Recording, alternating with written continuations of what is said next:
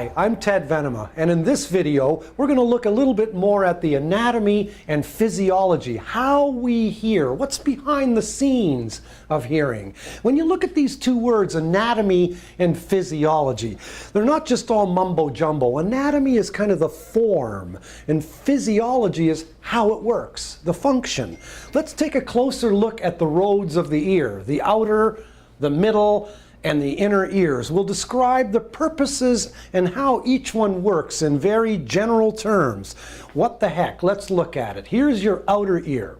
Some might call it the most useless part of your ear. Great for hanging earrings and hooking eyeglasses behind, but look at the weird shape of that outer ear.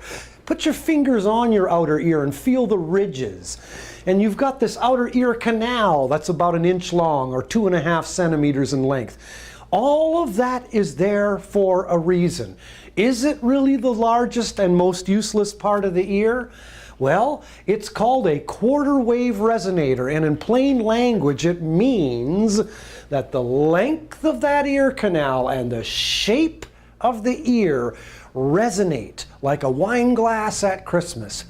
You lick your finger and go over the rim and it's well, your outer ear's resonating with the soft, high pitches of sound.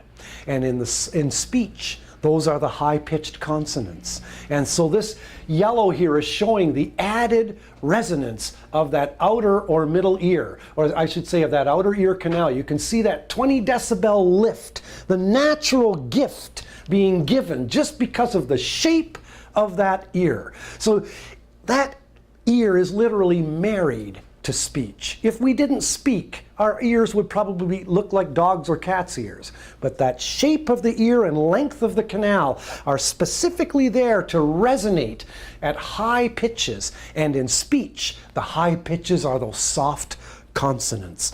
So when you've got outer ear, you can see when you're looking at the letters of speech, the soft sounds like ch, sh,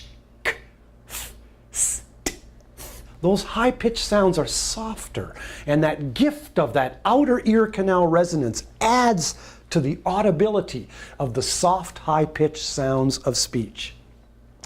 When we lose high-frequency hearing, as in the most common cause of hearing loss, presbycusis, it's called the trouble hearing treble. And remember that from video 1? Well, check this out. When you've got a little bit of high-pitch hearing loss, that added resonance is no longer enough. Now we need some amplification by means of hearing aids. That's the story of the general outer ear. With treble hearing loss, one can no longer hear those high-pitched sounds, even with that added gift of the resonance of the outer ear. Let's look at the middle ear. Behind the eardrum, here's your ear canal, eardrum, hammer, anvil, and stirrup, those 3 tiny little bones. They could all fit on a nickel. We can't say a penny anymore here in Canada. But here's that cochlea or inner ear. So outer ear canal, middle ear, inner ear or cochlea. Let's focus on why we've got these 3 little bones. Why you have that eardrum the way it is. Why do we have middle ears? Well, the reason why is because if you looked at that cochlea, it's filled with fluid. And airborne sound has trouble entering fluid. Think if you were swimming and you had your head under the water, and I'm standing at the outside edge of the pool talking to you. If your head's underwater, you're not going to hear a word I'm saying because my sound's going to bounce right off of that water. Well, something has to help airborne sound activate a fluid-filled cochlea, and that something is the middle ear. Put your hand against the side of your face. Push real hard against your hand. Not much pressure. Now push against your finger. Now it hurts, doesn't it? Pressure is force over an area. The reason you've got a middle ear is so sound can hit a large eardrum and that force can get converged onto a point. And now you've increased the sound pressure so that it can activate a fluid-filled cochlea. This is a picture of 3 real middle ear bones from a human.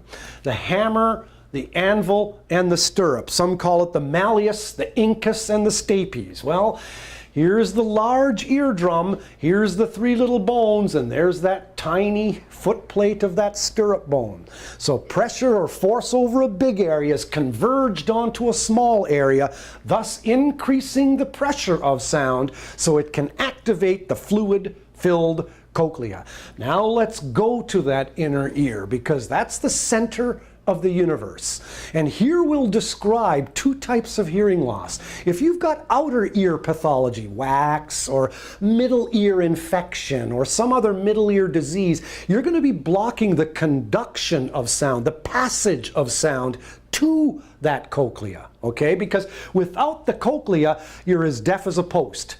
The outer and middle ear just serve to transmit or conduct sound to the cochlea. The passage, they mechanically carry the sound. So problems of the outer or middle ear cause what's called a conductive hearing loss. Just like a wire conducts electricity.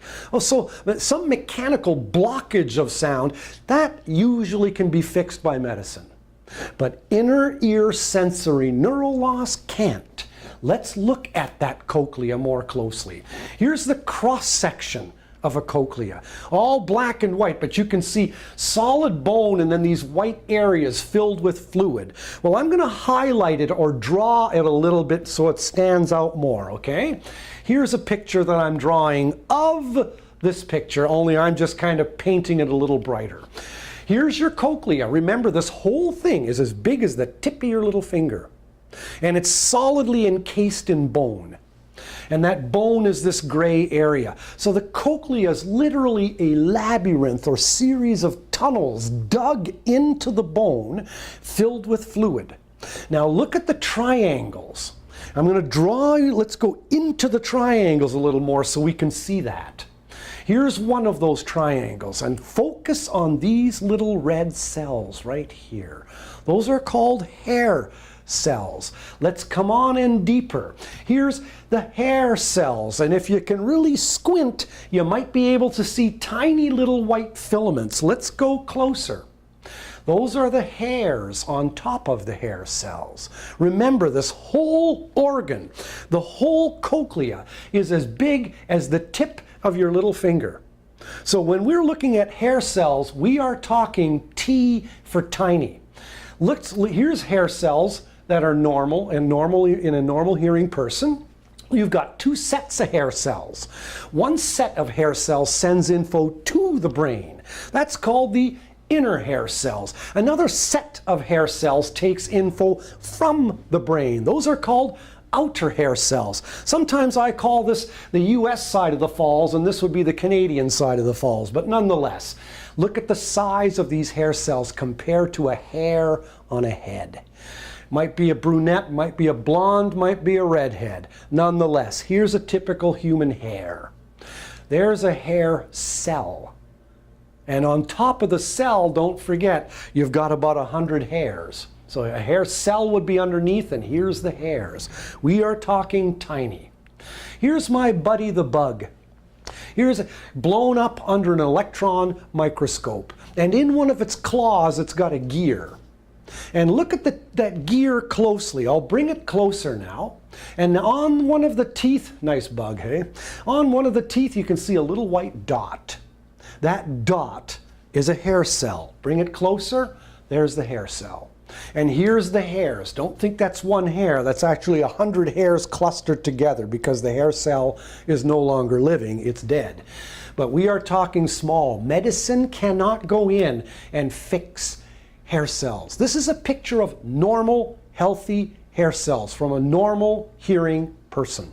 And again, inner hair cells, outer hair cells. The cochlea, like any sense organ, is not a one-way street. It talks to the brain, and the brain talks back to the organ. So the eye does that, the ear does that, the whole body does that. Sensory information goes to your brain, and motor information comes out from your brain. But nonetheless, in a healthy, normal hearing person, normal hair cells. With hearing loss, especially inner ear hearing loss, not wax, not middle ear, not conductive, sensory neural hearing loss, presbycusis, Okay, trouble hearing treble, the kind of hearing loss you get due to getting better with age, the kind of hearing loss that you get with the second most common cause of loss, noise, which we'll talk about in another video. So, basically, a verbal analogy of this slide, normal hair cells, and this slide, damaged hair cells, showing with sensory neural hearing loss, could be seen here. Perfect hearing looks like this. Impaired hearing looks like this. Whether you're English or whether you speak another language entirely, the problem is international. Here's hoping this little video has shown a little bit of, or has shed a little bit of light onto the unique anatomy and physiology of the fascinating sense of hearing. Thank you.